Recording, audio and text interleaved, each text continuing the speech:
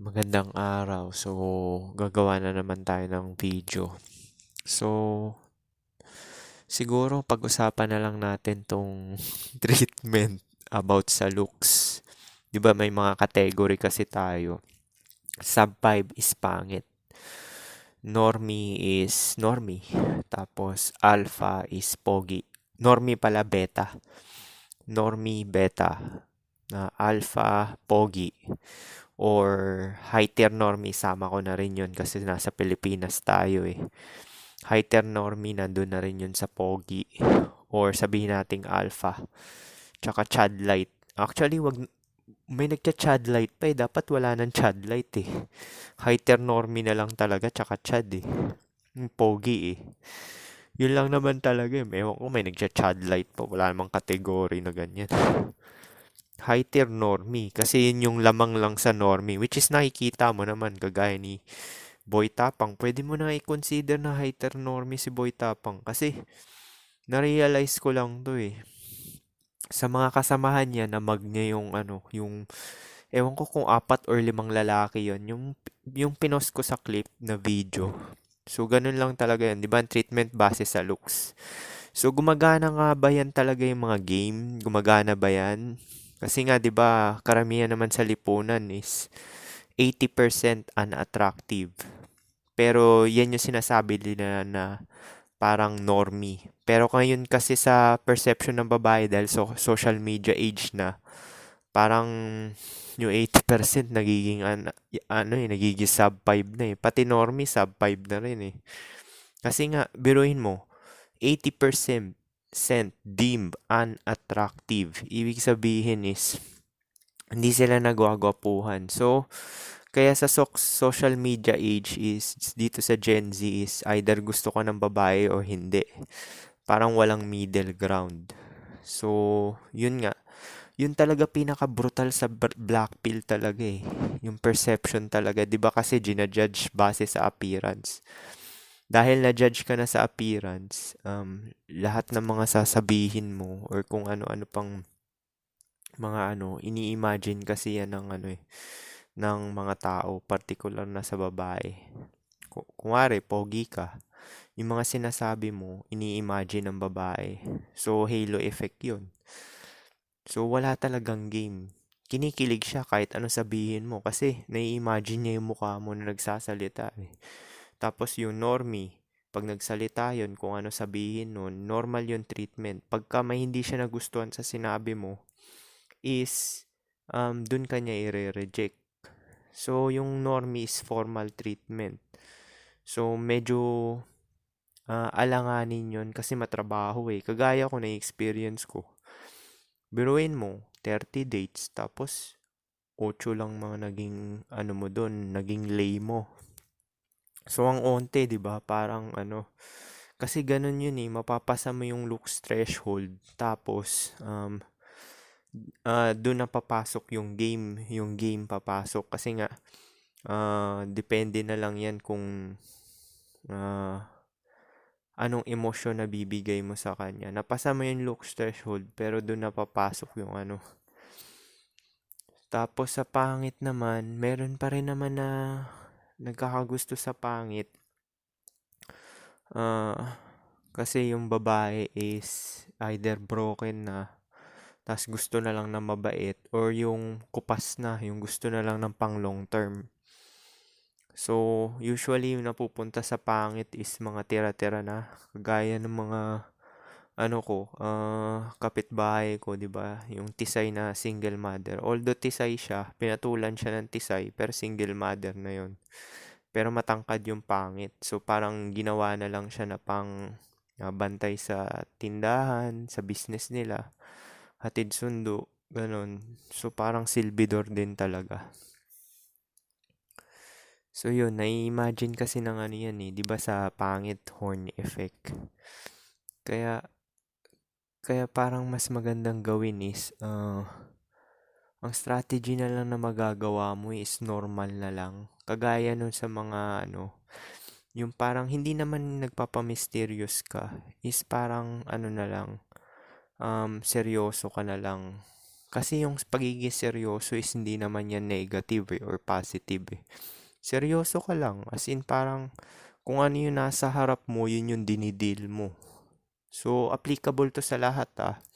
Kasi pag nag-jester maxing ka, um, nag-jester max ka sa pogi, pag pogi ka, may magkakagusto pa rin naman sa'yo. Kaso, yun nga, parang pag na-disrespect ka dahil pogi ka, dahil nag-jester max ka, mangyayari naman, bababa naman sa'yo tingin ng babae. Tsaka ng ibang lalaki. So talagang parang yung pang first na hook talaga yung looks eh, yung itsura talaga. O kung normie ka naman, nag-jester max ka, parang binibenta mo sarili mo, binababa mo lalo. Kasi ikaw yung under. Parang defense mechanism mo yun, kaya ka madaldal, tapos nag-jester max. Dahil nga ganun. Napansin nyo ba yung mga machichicks na lalaki? Sa totoo, introvert sila eh. Magugulat ka, introvert sila. Hayden ko, 50 lay. Daniel Padilla. Mga introvert yan. Promise, sinasabi ko sa inyo. Lahat ng mga machichicks, introvert yan. Kahit nga ito si Alden Richards eh. Feeling ko marami na rin late eh. Hindi lang niya sinasabi. So, yan, mga introvert yan. Kasi nga, pag introvert ka, nagsasalita ka lang naman pag importante. So, ibig sabihin, seryoso ka sa lahat ng ginagawa mo. So, kasi pag seryoso ka kasi, hindi ka niya ma-judge ng negative, positive. So, applicable yan sa pangit, normie, tsaka sa mga pogi. Actually, yun lang talaga best eh. Maging formal ka lang talaga seryoso. Huwag kayong extreme na masyadong masayahin. Kasi pagka masyadong ano, 'di ba nga kung ano yung nasa inside mo, yun yung pino-project mo outside. So kung jolly ka, parang hindi ka irerespetuhin. Hindi kasi seryosohin. Kunwari, hindi ka seryoso, parang ano ka, hindi kasi seryosohin ng mga tao. Kaya ang best ko na lang na masasabi is serious na lang, maging serious na lang. Kasi yung seriousness kasi is parang middle siya eh. Walang negative, walang positive. Serious ka lang sa ginagawa mo, focus, parang ganun.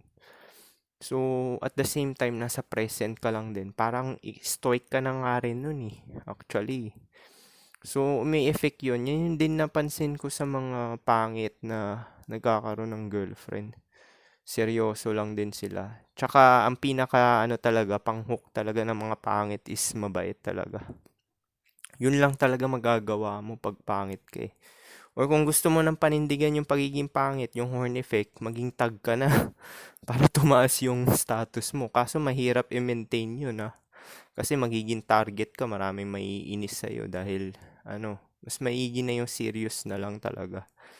Kasi ano, makikitaan ka ng ibang tao, irerespeto ka kasi seryoso ka.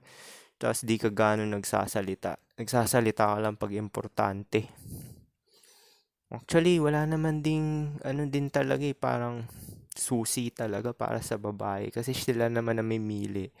Pero yung sinasabi ko is serious ka lang talaga sa mga lahat ng gusto mong gawin. Kuwari, kung anong goal mo sa life. Ano ba goal mo sa buhay mo? Kailangan maging seryoso ka dyan. Dapat hindi mo, kung may goal ka, i-shoot mo talaga dahil maging seryoso ka. Example ko na lang siguro to. Dati gusto ko mag-abroad, di ba? Marami naman nagbabash sa akin na hindi raw ako success sa buhay. Wala rang babae, walang anak. Yun yung sinasabi ng black pill na ano, fake, di ba? So, ang success kasi is nakukuha mo yung gusto mo. Yun yung success para sa akin. Nakukuha mo gusto mo. Kasi, ang goal lang naman sa buhay is makasurvive hanggang mamatay ka. Ang goal ko kasi is goal to death. So, pang long term to. Kasi, hindi mo naman alam na kung kailan ka mamamatay. Hindi mo alam. So, ang goal mo is goal to death. So, di ba? Kuwari, nagtatrabaho ka ng 10 years. Kala mo walang napupuntahan yan kasi employee ka. Pero, naglalaglag ka ng SSS or GSIS. Basta naka 10 years ka is, meron ka ng pension. So, solve ka na yan. So, isa na yan tick sa akin. So, pag nag-60 ako, may kasiguraduhan na ako na may pension ako. Kasi nga, na na ano ko yung ano, although hindi ko talaga planado na magtrabaho ng 10 years sa trabaho. Aksidente lang yun kasi medyo, alam mo na, mailap yung ano. So, yun yung sinasabi ko sa inyo, yung pang long term na goal. Tapos dito, may goal din ako, pero hindi ko nasasabihin kung ano yun. Pang long term din yun, yung tatanggap ka ng passive kahit nasa Pilipinas ka. Tsaka kung nandito ka naman, kahit di ka magtrabaho, makakatanggap ka pa rin ng pera. So, yun lang talaga. Kung ano talagang goal mo sa buhay, mag-seryoso ka na lang talaga. Um, Kunwari, normie kayo or pangit, which is babae na mimili, di ba? Base sa hypergamy nila, alpha fox, beta box, alpha seed, beta needs. So, syempre, pagka ang goal mo talaga is pang long term, dahil sa survival mo, syempre na makikita ng babae yan. Lalo na yung mga kupas na mga 25 pataas. Siguro, kung ma-advise ko na lang sa inyo, okay lang patulan mo yung matanda na basta walang anak. Lugi ka talaga sa... Yan talaga dinidespise ko yung may anak talaga eh. Kasi lugi ka dyan eh. Unang-una, parang nakakababa ng pagka-lalaki. Mababa talaga tingin sa'yo ng ibang lalaki rin. Tapos mababa tingin sa'yo ng lipunan din. Pero ngayon kasi sinasabi totoong lalaki ka raw pag pumatol ka sa single mother, 'di ba? Dati kasi hindi eh. Ibig sabihin, wala kang option. Pag dati ginajudge yan is, parang pumatol ka sa tira-tira. Okay lang pumatol na matanda na ano, na kunwari matanda ka na rin. Pumatol ka sa matanda, kunwari nasa 40 ka na. Pwede mo na patulan yung mga 30 or kung ano, kung wala talaga magkakagusto sa iyo, yung normie ka or ano. Tsaka depende yan kung priority mo na may kasama lang. Tsaka yung may mutual ay may exchange kayo ng value. Ibig sabihin formal treatment tsaka respect. So, pwede ka na mag-settle doon. Tsaka kung wala kang plano mag-anak, so ganun, pwede mong patulan yung mga 30, ganun, yung mga tira-tira. Kasi realistically naman din, matanda ka na dahil sa age pill. Tapos, 40 pataas ka na, wala naman din papatol na prime sa'yo eh. Kahit na ano eh, kahit anong pilit mo eh. Kasi yung pinapatulan lang talaga yung para may mga pretty boy na mukha, tsaka yung talagang chad na chad, yung para mga Ditero Campo, mga ganyan. Basta yung talagang ano, may pagka ano talaga, yung charming yung mukha, ganun. Pero kung nakikita mo yung sarili mo, kasi may pattern naman yan eh. Kung nagkakaroon ka ba ng girlfriend simula nung teenager ka ba, nung 20s mo, nung 30s mo. Eh kung wala talaga, sin zero or isa lang. So, yun lang, magiging realistic ka na lang din. So, ganun nga. Walang palya yun, yung pagiging seryoso. Dati kasi parang ano eh, seryoso na rin talaga ako dati. Tapos parang accomplishment na rin sa mga tao pag napapatawa nila ako eh. Napansin nyo ba pag tumatawa ako, parang sarcasm, di ba? Tatawa ako ng ano, ng ganun, tapos biglang hihinto na serious na agad, di ba? Back to normal na agad ako na mag-deliver ng message, information. So, ganun. Tsaka pag serious ka rin talaga, nakaka-focus ka sa talagang sa gusto mong gawin. Kuwari may task ka, anong gusto mong gawin ngayong araw na to. So, naka-focus ka lang din talaga doon. Which is positive din yun. Hindi lang sa babae. Kasi nagkakaroon sila ng ano eh, parang mental image, imagination. Nagwo-work yung imagination ng mga tao. Lalo na pagka busy ka na tao. Ako, sa akin lang to sa ibang tao, pangingimpleo is parang, ano, parang under, below. Yung napunta ako dito sa West is pantay-pantay lang siya. Kasi, ang mahalaga pala sa pag-adult ka na is makakain ka lang talaga, tsaka may tirahan. So, parang yung status is pangalawa na lang yan. Lalo na ngayon is nagtatrabaho na yung mga babae. So, sinabi ko nga sa inyo dati yung strong independent woman is independent yan sa traditional role para hindi na sila dumepende dun sa lalaki na hindi nila desired. Kasi dati, nagsisettle, yun nga meaning ng settle eh. Kaya ka nagsettle kasi, unang-una, yung babae is may short fertility period lang. So, magsisettle ka lang talaga along the run. Kasi nga, may short fertility period ka. So, kung ano yung makukuha mo na lalaki na pinaka-best option mo sa both spectrum, kung anong mang spectrum yan, alpha seed or beta needs or alpha fox, beta box, doon ka na magsisettle. Yung iba nga, nagpapaanak na lang sa alpha tapos bubuhayin na lang nila. Hindi na sila talaga nag-aano. Meron akong mga katrabaho na ganun, na nagpaanak na lang talaga, nabuntis nung teenager sila. Kasi nga, malaki ang chance ng single mother sa teenager, sa mga high school, college. Kasi nga, sooner or later, maghihiwalay din. Kaya, mostly na makikita mo sa online is single mother na. Tsaka yung mga past 25 na. Kasi nga, um, sa hirap ng buhay sa Pilipinas, sooner or later maghihiwalay din kayo. Yun yung rationale lang nun. Pera lang talagang issue kaya nagkakahiwalay. Kasi unang-una, yung lalaki pogi, tapos high school lang, or college, walang pang ano, uunahin niya. Siyempre, pa-priority niya yung sarili niya, magka-college siya, di ba? So, hindi siya makakasustento, di ba?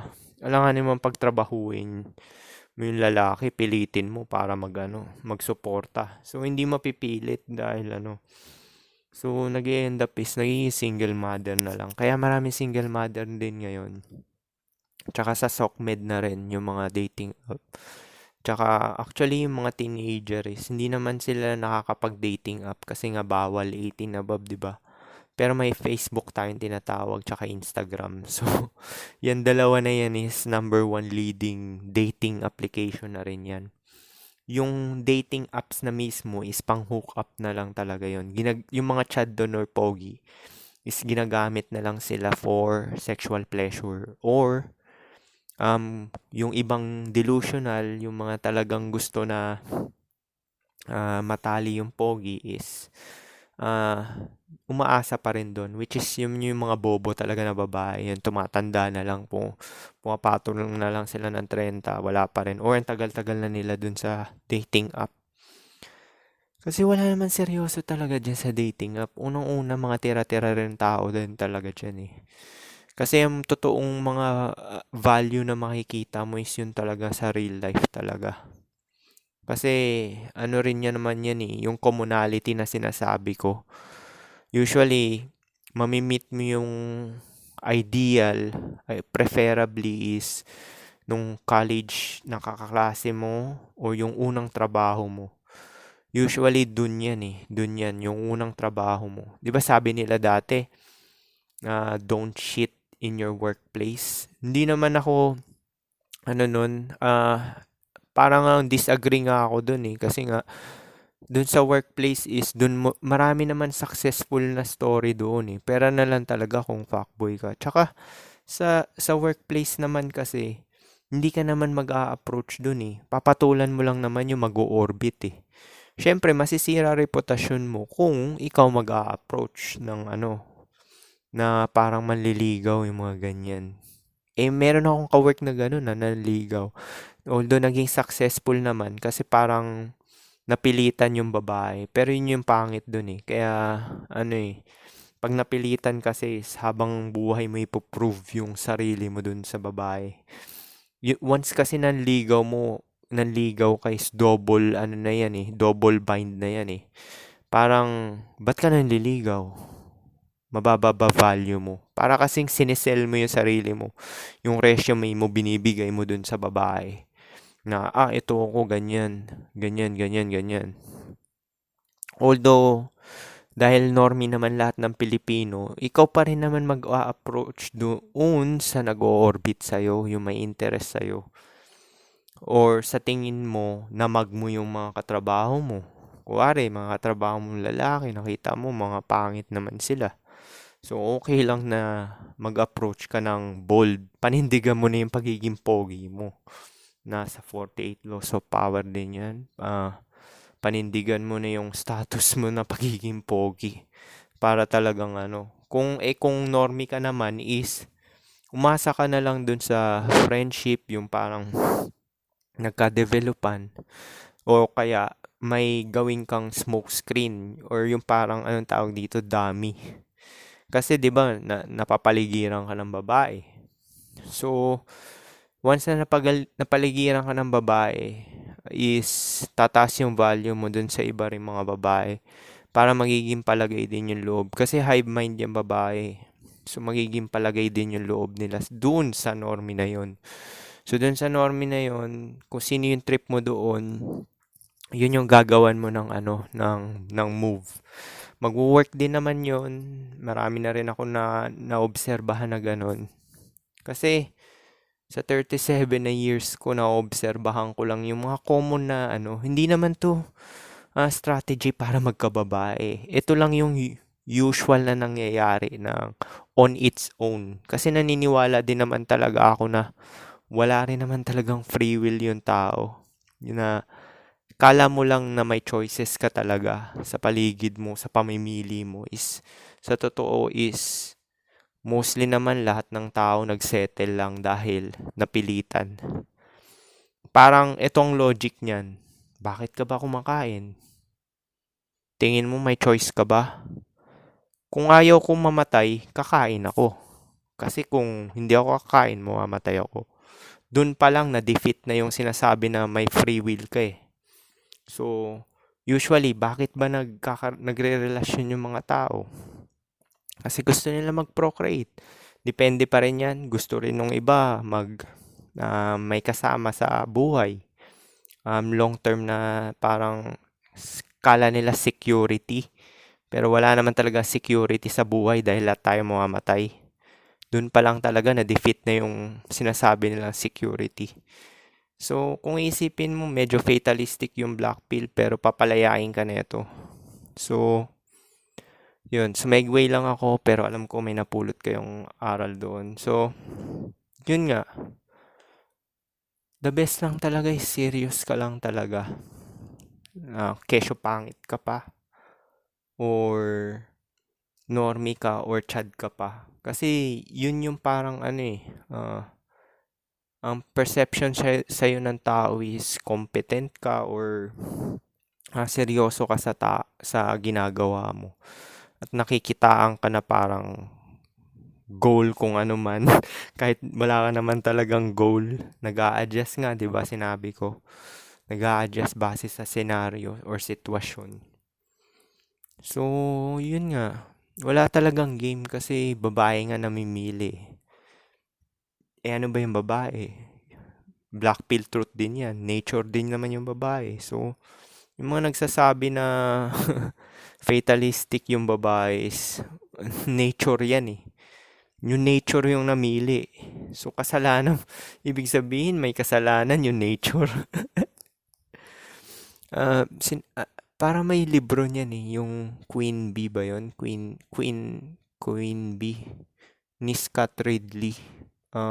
Nakalimutan ko na yung author eh, pero narinig ko lang din kay Rolo yan. Isa yun sa mga book na babasahin ko.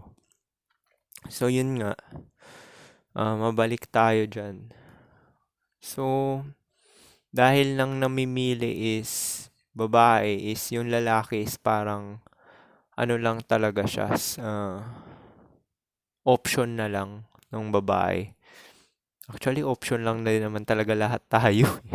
Pero yun nga yung nangyayari sa lalaki. Parang option na lang din talaga yung lalaki kung ito ba pipiliin ko to, ito i-reject ko to, ito ba ganyan. Kaya nga sinabi ko lahat ng nasa relasyon ngayon is magpo-fall na lang sa alpha fox, beta box, alpha seed, beta needs. Pero majority doon is beta. Ngayon ko lang din na-realize yun na lahat pa lang ng nasa relasyon is beta, which is normie. Yun kasi yung majority. Kasi usually naman ang alpha, onti lang din sila ng percent sa lipunan. Tsaka sila lang yung lipat-lipat ng pwede sila maging beta, pwede nga din sila maging simp or omega, kung ano mang gusto nila, sigma. Kasi sakop nila lahat ng spectrum eh. Kahit anong gawin nila is dahil sa superior genetic nila at good looking face, no override yung mga sinasabi nilang red flag daw, pero wala namang red flag kasi sila namili. Sila lang nag-label nun kasi nga hindi sila trip nung guy. So, wala talagang red flag. Isa pa yan, ididibang ko, walang red flag. Yung red flag na sinasabi nila na fuckboy, yun lang naman yung red flag dun eh, yung fuckboy tsaka yung pagiging mapang-abuso ng lalaki. Parang conceited na siya na dahil marami nga siyang options. Pero alam ng babae yun. Alam ng babae yun. Pero nakakalusot kasi nga ang habol niya dun sa lalaki is yung good genetic. Lalo na pagka below sa looks ng 2 or 3 yung babae. So, overall din talaga hypergamy mating strategy pa rin ng babae na susunod. Yung lalaki is multiple sexual variety. Yun yung gusto ng makarami. Yun yung mating strategy ng lalaki, makarami, 'di ba? Walang pakialam yung lalaki sa quality. Lalo na kung chad ka. Sa totoo lang yung mga chad walang pakialam sa quality yan eh. Kasi ang lang talaga nila is makarami lang talaga. Ang nag-aano ng quality is yung mga normie tsaka mga pangit. Kasi nga below sila sa looks. So pagka below ka, alanganin mo magpalahi ka ng pangit. Yung pogi kasi nandun na siya sa top eh.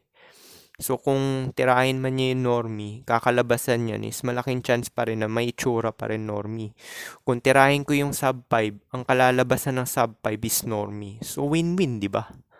Yun yung logic ng Chad. Kaya walang pakialam yan Chad sa virgin kung ano-ano pang yan. Yun yung logic ng Chad. Hindi walang pakialam yan sa kung ano. Kaya nga downgrade sila eh. Wag naman yung sub 2, wala namang sub 2, yung abnormal. Pwede pa yung sub 4. Kasi nga, pag tinira niya yun, nagkaanak, magigising ko normie. Yung normie, pag tinira niya yun, may posibilidad pa maging Stacy or Chad yung anak or normie lang din. Walang tinira yung Chad na magiging sub 5 yung anak. Magiging sub 5. Bihira na lang yun manyari pagka ganun. Or super tanda na nung lalaki. Kasi nangyari kay Vic Soto yun Kasi biruin mo, magiging dalawa na yung anak. Genetical lottery nga rin talaga eh. Sa totoo lang, sa pamilya namin, kapatid ko, mama ko, tatay ko, mag ko sila lahat. Genetic lottery lang talaga yung mukha ko. Magiging honest na ako sa inyo. Nanay ko parang 4 lang ata yun. Yung tatay ko kung i-rate ko baka 5 lang yun. Kung i-rate ko sarili ko nasa 6 ako or 5.5. Kuya ko i-rate ko nasa 4 lang din yun. Matangkad lang yung tatay ko, 5'10" kasi siya. So parang rin yung genetic lottery rin talaga. Pero mas malaki pa rin yung tsansa talaga nung genetic na nasa taas na ng spectrum. Yun kasi logic nun eh. Kasi meron din akong kapitbahay na 7 ata yung lalaki. Tapos yung babae parang 4 lang ata o 3 eh. Yung anak, nagmana dun sa tatay, maputi. Tapos normie na, heteronormie pa nga yun actually pagka Kasi artista yung lalaki pala sa GMA. So, yun yung logic ng ng pogi. Kaya tumitira yun ng mga kung ano-ano. Kasi sakop mo na lahat ng spectrum eh. Sinakop mo na yung spectrum. Kahit pa na 5 yung anuhin niya. Or sub 5 pa. Ang kalalabasan is normie. Hindi magmamana pa rin dun sa Kasi ang superior genetic is napapamana talaga siya. Mas malakas, mas dominant siya. Kasi nga superior genetic eh. Kaya nga alam mo yung totoong totoong sa World War, 'di ba? Parang 'di ba yung mga puti, parang gusto nila is magkaroon ng superior race, i-eliminate yung mga ano, yung mga hindi puti. Kasi ang totoong puti is hindi yan basta lang sa color ng skin ah. Ang totoong white race is puti balat mo, blue yung mata mo, blonde yung hair mo. Pag yung tatlong characteristics na yon nasa iyo, puti ka. Pagka puti yung balat mo, itim or brown yung mata mo, tapos brown yung hair mo, hindi ka considered as puti. Yun yun sa dating ano ah, ayon sa sa pagre-research ko yun yung considered talaga nila as pure blood na race. Pero ngayon kasi is wala na yan, halos lahat na is mix. So kahit yung makikita mong blonde dyan, tapos blue na eyes, may mix pa rin yan. Hindi na talaga siya pure. Ganun din sa Pilipino, wala man talagang tunay na Pilipino eh. Kasi nga, halo-halo na yan, Japanese, American, Chinese, Japanese. Oh. So, yun lang siya. So, mabalik tayo dyan sa topic na ano. Yun lang talaga. Walang makakaloko sa ano eh, sa looks eh. Kasi may judgment na tayo eh, perception. Kaya nga sinabi dun sa ano, 'di ba? Everything is judged according to its appearance. So, kung wari, pangit ka, para respetuhin ka ng ano, maging seryoso ka na lang. Actually, yung pagiging seryoso na strategy, effective yun sa lahat Kahit yung pangit, yung ano, normie, chad, effective yun. Tapos yung hindi ka ganong nagsasalita ka lang pag importante. Kasi pagka marami kang sinasabi, parang madaldal. Kaya nga usually mga fuckboy, mga tahimik lang eh. Kasi gusto lang nila yung pag-usapan yung mga importante lang. Wala akong nakitang fuckboy na parang anong tawag dito na komedyante. O yun talagang madaldal, yung loud. Eh sila Rolo Tomasi, yung mga ibang red pillar, ang dadaldal eh. Tapos nagyayabang ng ano. Kung mataas notch count mo, hindi ka magyayabang, tatago mo yan. Kasi nga ano eh, ikasasama mo yan. Nakita mo ba si Leonardo DiCaprio? Yun ang totoong Chad. Kung sino yung totoong Chad, sila yung seryoso, sila yung tahimik. Tsaka down to earth yan kasama. Na ano, di ba si Leonardo DiCaprio, pinagyabang niya ba yung mga ano niya? Dinideny pa nga niya yung ano eh, na may standard siya na 25 ano eh, pababa eh. Yung pa pala eh, sa segue ko na yung 25 na ano, sa mga babae. Kasi nga 'di ba, sinabi ko na 'yan na maagang wall ng babae ngayon. Kasi nga usually is naanakan na sila high school pa lang or college. So before mag 25 is marami ng single mother. Patunay nito is 19 million single mothers sa Pilipinas. 19 million. That was 2018 statistics. 2018 pa siya. 2024 na ngayon. Estimate ko nasa 24 na yan. 24 million na ngayon. Or 22. Nasa ganun na yan ngayon. Kasi syempre may mga bagong generation din naman, di ba? So parang common sense na lang. Estimate ko lang yun, pero hindi ako sure. Pero yun nga, yung sa Philippine statistics nga is 19 million na single mother. Ganun siya karami. So, doon pa lang. After pagpas ng 25, ang dami ng tira-tira.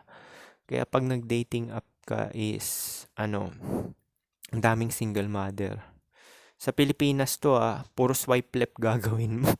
Kung sa babae, nagsa-swipe left sila ng mga pangit. Mga lalaki sa Pilipinas, nagsa-swipe left dahil puro single mother. Totoo yan. Challenge ko sa inyo, mag-download kayo ngayon. Mag-download kayo. FB dating, kung ano-ano pang dating application yan. Puro single mother. Ang dami niyong swipe left, promise. Tapos yung ano pa, dahil nga yung mga nag-STEM maxing, yung, di ba, K to 12. Pag K to 12 is 24, matatapos ka ng college. Tapos, syempre, mag-experience ka pa niyan. Tapos, pag nag-boyfriend na sila, is mataas na standard nila kasi nakapag-aral na sila eh. So, isa pa yan, isa yan dadagdag sa wall. Yung wall kasi is, hindi lang siya sa perception ng ng lalaki. 'Di ba kasi sa atin is priority ng lalaki is fertility period. Kaya ka pumapatol ng below 30 kasi habol mo is your fertility. Kung gusto mo pa magka-anak. Kaya ka namimili ng below 25 kasi yun yung ang ideal talaga na makaka-produce ng isang try lang, isang putok mo lang sa loob is magkakaanak na yung babae. Past 25 kasi, siguro dalawang try, tatlo. Hindi ko alam kasi wala pa naman akong anak eh. Pero yun nga, pagka below 25 is isang putok lang. Talagang ano na yung makakabuo na yun talaga. Ganon kataas yung rate. Tsaka ang usual na nagiging anak talaga ng below 25 is super healthy talaga lahat. Super healthy lahat. Kaya nga, di ba yung mga squatter? Pansinin mo yung mga squatter, bihila mga abnormal dyan. Kulang pa nga sa mga nutrition yan eh. Yun yung rationale dun. Kasi prime age sila nag-anak eh. Nagparami sila, di ba? Kaya pansinin mo yung mga nasa kalye, yung mga babae dun, na maaga yan nagkakaanak eh. Na pero healthy pa rin, di ba? Ano kinakain nila? Tira-tira lang dun sa mga fast food, di ba? Yun lang yun. Kaya healthy yung mga bata. Kasi nga prime age, ibig sabihin, yan talaga yung ideal preference. Past kasi ng 25 is, makakabuntis ka pa rin naman. Pero dahil dyan na nag-i-start tumataba yung babae, yan pa yun, maglalaban ng hormone yan dahil sa katabaan, di ba? Tapos yung stress pa dahil sa trabaho. Below 25, wala ka pa stress yan. Eskwelahan lang yung stress mo eh. Pag nagtrabaho ka, dagdag ng stress yan. So, pag past 25, di ba, ilang try pa yan bago magkaanak.